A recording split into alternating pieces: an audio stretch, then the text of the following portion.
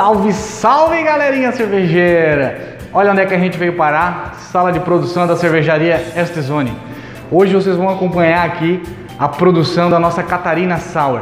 Vocês vão ver algumas etapas do nosso processo produtivo para a Catarina Sour, desde a moagem, mosturação, acidificação dessa cerveja, como é que é feita, quebrar o efeito tampão ali do mosto, o inóculo de lactobacilos, depois a gente vai lá para a fermentação, adição da fruta. Vamos ver várias etapas aí do processo de produção da nossa Catarina Sour. Uma cerveja que é uma cerveja ácida, precisa passar por um processo de acidificação e isso a gente vai ver aqui na prática. Então, se você está querendo produzir uma Catarina Sour, fica ligado aí que você vai pegar várias dicasinhas aqui da nossa cervejaria e vai poder produzir em casa a sua Catarina Sour.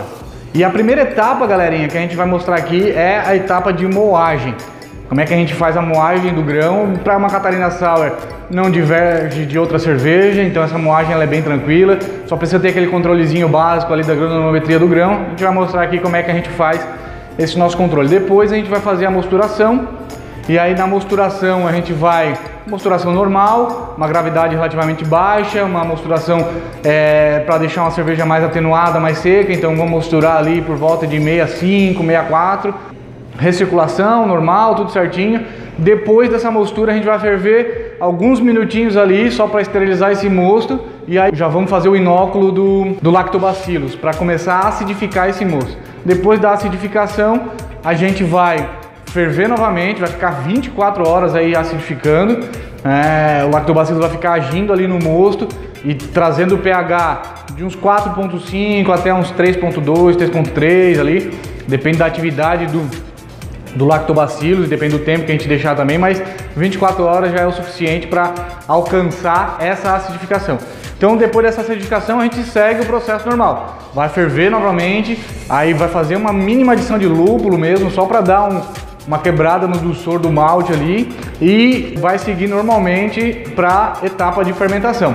Vamos fermentar aqui no nosso tanquinho. Essa é uma cerveja que demanda um esforço maior, porque ela fica 24 horas acidificando, então a gente consegue fazer uma produção pequena dela por enquanto. Belezinha, galera? Vamos acompanhar então fica ligado que esse vídeo tá muito bacana. Bora lá? Então, galerinha, a moagem ela é uma das etapas mais importantes do processo de produção de cerveja. É nessa etapa que a gente vai quebrar o grão de cevada ou grão de trigo e vai expor o amido que tem no interior desse grão para então ser convertido lá na mostura. Então, dependendo de como a gente quebrar esse grão, eu vou afetar muito mesmo a taxa de conversão lá na etapa de mostura, e isso impacta diretamente na eficiência da mostura, ou seja, vai impactar na quantidade de açúcares fermentáveis que a gente vai formar lá no processo de mosturação.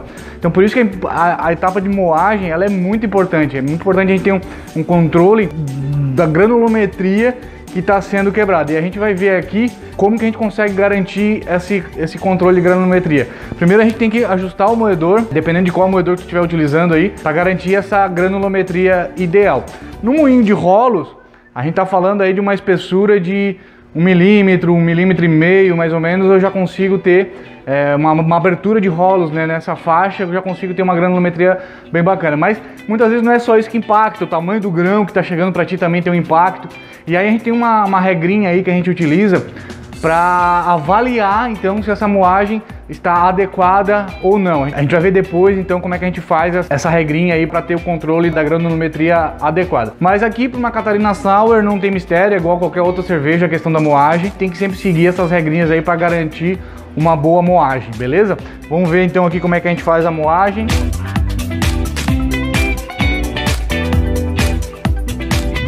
Aqui no caso a gente está moendo, ó, grão de trigo.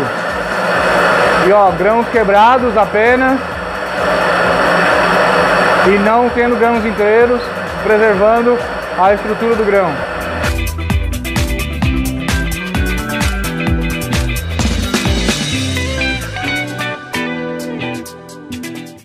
Então vamos ver, galera, como é que a gente faz esse controle do malte moído aqui na cervejaria. O que a gente vai precisar? Um pouquinho de malte inteiro, né, o malte que tu estava moendo antes de moer, um pouquinho do malte moído que tu moeu ali, e aí a gente vai fazer uma relação entre o peso do malte moído e o peso do malte não moído para o mesmo volume. E aí eu vou utilizar então uma bureta aqui de 250 ml para ter medição do volume, o mesmo volume, e aí eu faço a relação entre o peso do malte moído e o peso do malte inteiro. Essa relação ela tem que ficar em torno de 0,7 a 0,8 mais ou menos. E aí tu vai ter então uma boa qualidade de moagem, ou seja, tu não vai estar quebrando o grão demasiadamente, e também vai ainda manter a casca intacta para poder fazer a filtragem lá no processo de mosturação. Com esse controle a gente tem certeza, garantia de que a nossa moagem está adequada. Vamos ver então aqui como é que funciona. Ó, o peso aqui está dando 103 gramas. Então esse é o peso do malte moído para 250 ml.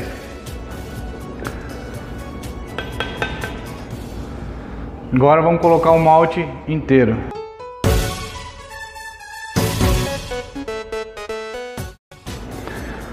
Ó, o malte inteiro deu 137 gramas e a relação 103 por 137 deu 0,75.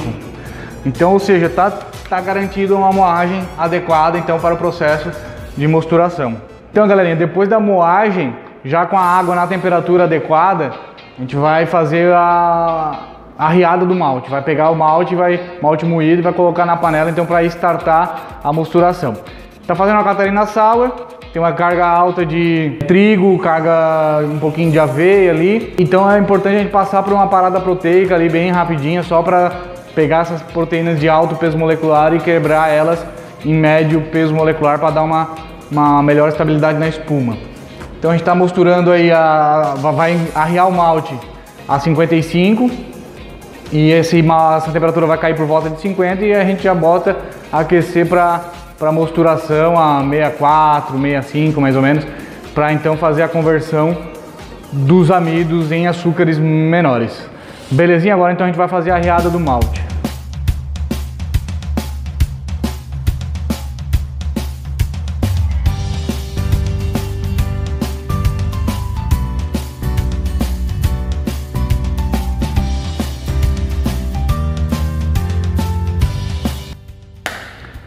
Então, galera, a gente está aqui agora no mash, nessa etapa que a gente faz a conversão do amido que tem nos grãos em açúcar fermentável. Estamos aqui na temperatura já de mosturação, passando aqui por 64, 65 graus. A gente já passou pela rampa proteica, aí a gente fica aqui então dando uma mexidinha para fazer a colisão das enzimas do grão do malte com o amido. É importante dar sempre uma mexidinha aqui e sempre controlando a temperatura. Uma hora e um pouquinho. Nessa mosturação aqui a gente já vai atingir a gravidade necessária para essa cerveja que a gente está fazendo aqui, que é a Catarina Sour. Tem que ficar muito atento com a relação à temperatura, porque ela tem um impacto direto no corpo que essa cerveja vai ter. E a Catarina Sour é uma cerveja que precisa ter um corpo leve. Uma Catarina Sour precisa ter uma cerveja que é bem atenuada, chegando numa FG aí por volta de 1007, 1006, então ela tem que atenuar bastante, né? E para isso eu preciso mosturar numa temperatura mais baixa para alcançar então essa FG, para transformar todos os açúcares em açúcares fermentáveis. Se a gente mostura uma temperatura maior, eu vou deixar açúcares não fermentáveis e esses açúcares vão dar o corpo para a cerveja. Então, por isso que é importante a Catarina Sour a gente mosturar uma temperatura mais baixa, né? Um controle muito importante na Catarina Sour que a gente precisa fazer é o controle do pH. É muito importante ter um pHmetro e esse pHmetro devidamente calibrado. A gente acabou de fazer a calibração aqui com as soluções tampões e isso vai garantir que a tua medição de pH seja verdadeira, seja real ali. Não adianta nada eu fazer a medição de pH e ter um pHmetro descalibrado. Então, sempre quando vou fazer a medição de pH, certifique-se que o teu pHmetro esteja calibrado, senão essa medição não serve de nada.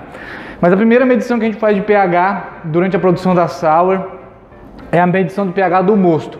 Vocês podem ver que o pH do mash está 5.4.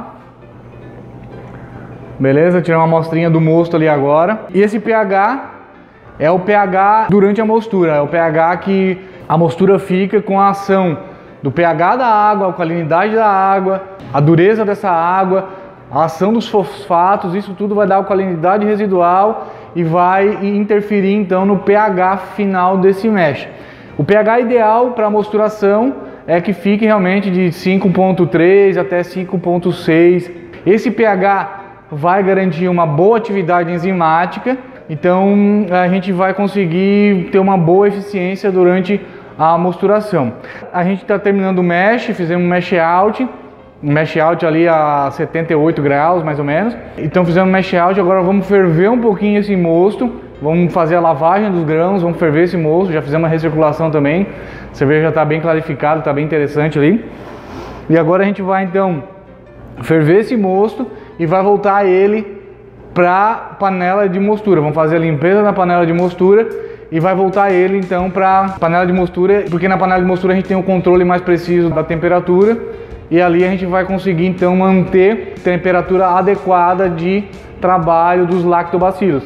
Então quando a gente voltar esse mosto para a panela de mostura, a gente vai fazer a inoculação dos lactobacilos e já vai começar a fazer a acidificação. Mas sair desse pH 5,4 para o pH de uma sour, que varia ali de 3,2, 3,3, 3,4, o lactobacillus vai passar muito trabalho. Então a gente vai quebrar esse tampão do mosto, que o mosto ainda tem uma propriedade tamponante ali, e aí a gente vai quebrar esse tampão do mosto acidificando um pouquinho com ácido lático. A gente tem o ácido lático aqui. Ácido lático, pureza analítica. Então a gente vai fazer a acidificação do mosto até uns 4,5 e aí sim vai fazer o inóculo do lactobacillus e poder então deixar o lactobacillus trabalhar. Aqui a gente está então na fervura, já fizemos toda a trasfega da panela do mesh para a panela de fervura. Vamos ferver esse mosto aí por uns 10 minutinhos no máximo e a gente vai trasfegar de novo esse mosto para a panela de mosturação. Por que que a gente precisa fazer isso? Por que que a gente precisa dar uma fervidinha antes de inocular o lactobacillus? Se eu deixar esse mosto sem esterilizar ele por 24 horas ali, é muito provável que alguma outra levedura selvagem que tiver aí, que estava na casca do grão, muito provável que ela possa daqui a pouco atuar ao invés de atuar somente ao lactobacillus, que é o que a gente quer.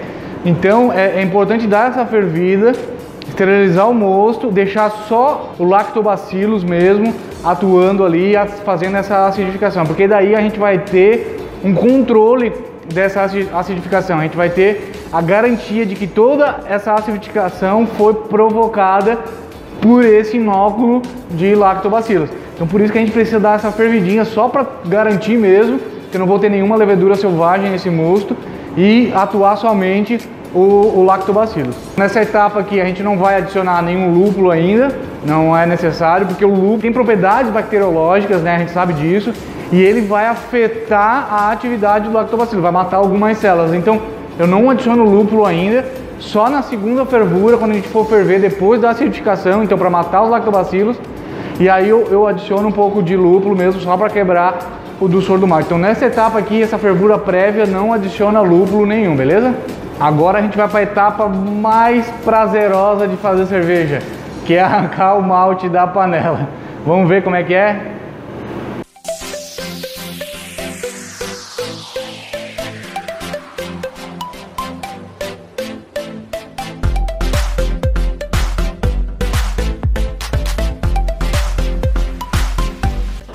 Galerinha, agora a gente vai medir o pH do mosto, está lá na panela de mostura, já passou pela fervura prévia ali, a gente já fez aquela fervidinha. Eu vou medir o pH do mosto agora para quebrar o tampão, nós vamos adicionar um pouco de ácido lático ali e vamos monitorando esse pH até chegar a 4,5 mais ou menos. Então galerinha, a gente fez a acidificação do mosto aqui, ó, com o ácido lático para quebrar o tampão do mosto, está com 4,6 aqui o pH agora. A partir de agora, então, a gente vai fazer o inóculo para ser do lactobacillus. Mas antes, a gente vai eliminar o oxigênio que tem no mosto, purgando o CO2 por baixo da panela, porque o lactobacillus, se estiver na presença de oxigênio, ele vai gerar outros compostos indesejáveis para a cerveja, que não seja o ácido lático. Então, a gente só quer que o lactobacillus trabalhe para produzir somente ácido lático. Então, por isso eu vou ter que eliminar todo o oxigênio para ele não produzir nenhum outro composto indesejável aí durante a acidificação. A partir de agora é com o lactobacillus, está com a nosso pitch aqui. Vamos fazer o inóculo dele somente depois de purgar com CO2 por baixo e eliminar o oxigênio. Vamos lá?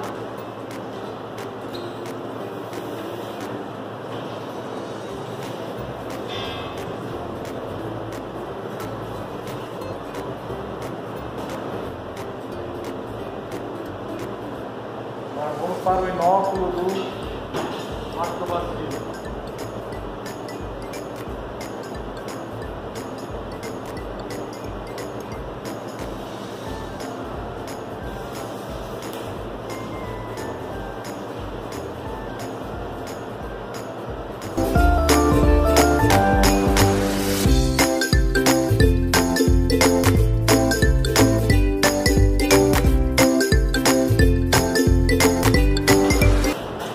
Galera, a panela está fechada, agora deixar aí 24 horas o lactobacillus trabalhando, e nesse meio tempo a gente vai tirando a amostra desse mosto aí e vai medindo o pH.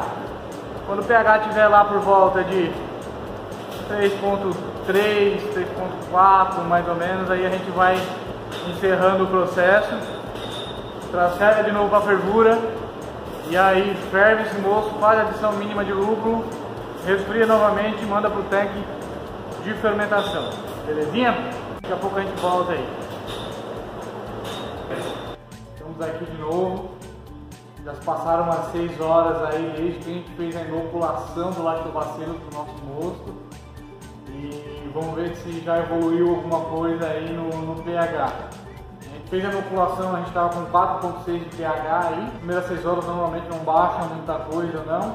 É mais o tempo do lactobacillus se ambientalizar ali e poder começar a trabalhar mesmo. Então esperamos aí que não tenhamos uma alteração tão grande no pH.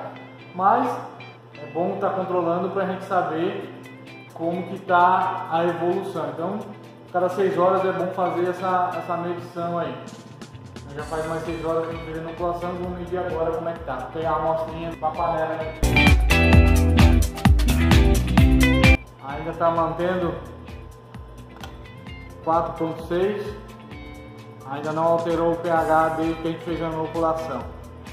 Vou esperar mais um pouquinho aí então para a gente ver a evolução do pH. Agora já são 7 e pouca da noite. Então a gente se vê amanhã novamente, belezinha?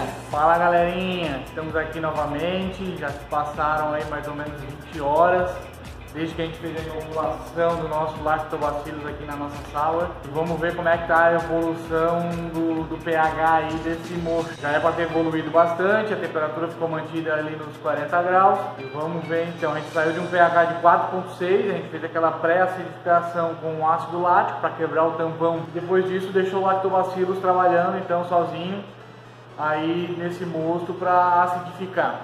Então a gente saiu de 4.6, vamos ver como é que tá agora. Vou pegar uma amostrinha do mosto aqui agora.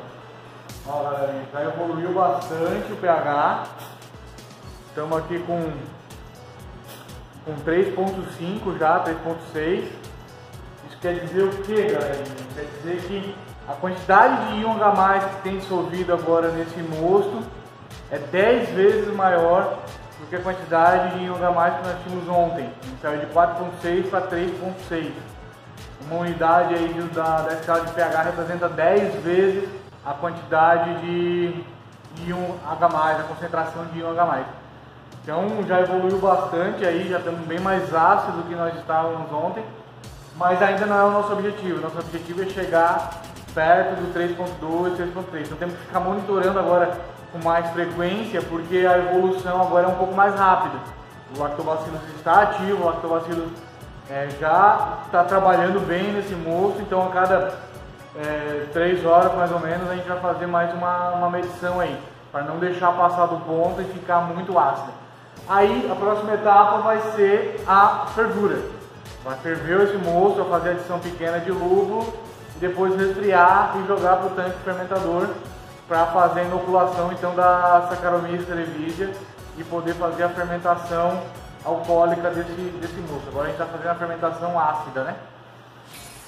Belezinha? Então daqui a pouco a gente volta aí para mostrar as próximas etapas dessa produção da nossa Catarina Sour. Valeu! Então galerinha, estamos aqui batendo quase 24 horas, vamos fazer mais uma medição aqui do pH, vamos ver como é que tá. É pra estar já no ponto ótimo aí que a gente quer. Se tiver, a gente já vai carregar direto pra fervura agora e meter bronca, beleza? Vamos ver? Aí galerinha, 3.1 já, tá passando um pouquinho até. Vamos correr pra fervura pra matar esses lactobacilos e não acidificar mais, já tá no limite aqui. Vamos ver então a fervura agora.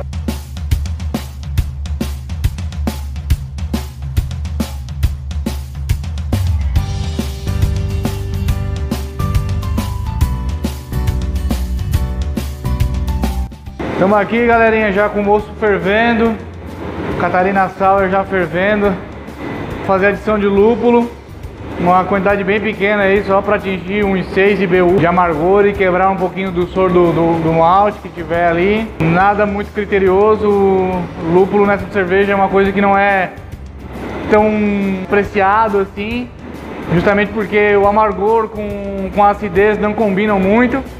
Então o lúpulo não é uma coisa que a gente precisa se preocupar tanto. Qualquer variedade de lúpulo aí mais tradicional, um lúpulo alemão tranquilo aí, vai cair muito bem nessa sour aí, porque a quantidade é muito pequena, então não interfere tanto no resultado final da cerveja. Belezinha? Fazer adição de lúpulo aqui então. Quase nada. Finalizamos a fervura aqui, galerinha. Estamos fazendo o Whirlpool.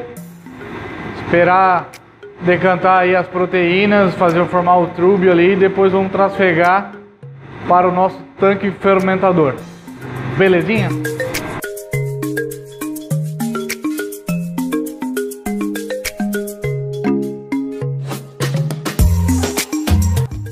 Então é isso, galerinha. Catarina Sour está chegando agora aqui no tanque fermentador, fazendo toda a aeração necessária, né, para a atividade da levedura, e vai começar então a fermentação alcoólica a partir de então. Fizemos a fermentação lática, produzimos a acidificação lá no Keto Sour, fervemos para matar o lactobacilos e agora estamos aqui trasfegando para o tanque fermentador aqui. Vamos fazer a fermentação dela. Vai fermentar ali por volta de 20 graus. Vai fermentar aí por volta de 20 graus e durante uns 4 a 7 dias aí, vamos ver como é que ela vai se comportar. No finalzinho da fermentação a gente vai fazer a adição da fruta do cupuaçu, né, da nossa Catarina Sour, vai cupuaçu. Então a hora que estiver terminando a fermentação ali, faltando algumas unidades ali para terminar a fermentação, a gente vai fazer a adição do cupuaçu. Vamos acompanhar tudo isso aí depois aí, como é que vai ficar. Belezinha? Daqui a pouco a gente se vê de volta. Valeu!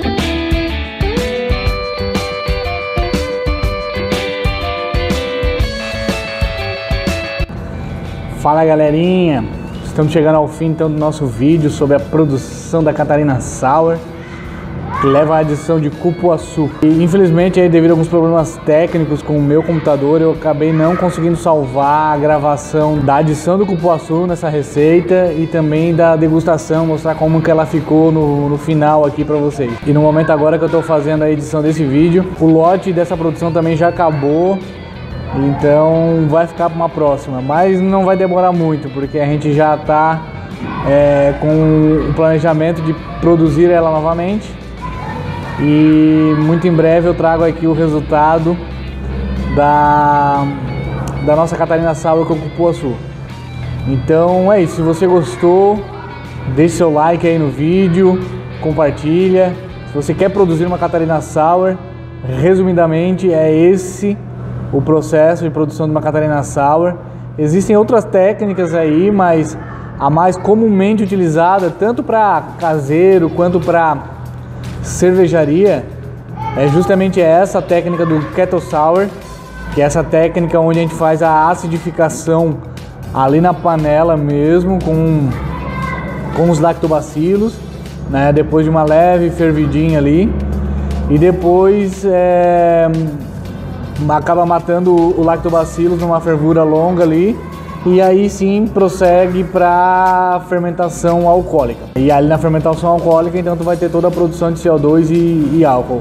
Lá na fermentação lática, né, com lactobacilos, a gente tem a quebra de proteínas. O lactobacilo se alimenta de proteína, e essa é uma das razões, inclusive, de as cervejas sours ter uma baixa retenção de espuma. Então é sempre bom, quando for fazer uma cerveja sour, tentar driblar um pouco isso, né? Colocando uma carga alta de proteína nessa cerveja. Por exemplo, a nossa Catarina Sour, além do trigo, leva um pouco de aveia, certo? Então é sempre bom, para tentar burlar um pouco isso, adicionar uma carga boa de proteína aí, para mesmo assim parte ser consumida pelo lactobacilo, ou por qualquer fermentação lática, por qualquer micro-organismo que for fazer a fermentação lática, tu ainda sobrar proteína suficiente aí para manter a estrutura de colarinho, a estrutura de espuma aí. Então é isso, galera. Deixa seu like aí, quem curtiu, compartilha esse vídeo aí e vamos que vamos. Um brinde à boa breja. Valeu, galera. Um forte abraço.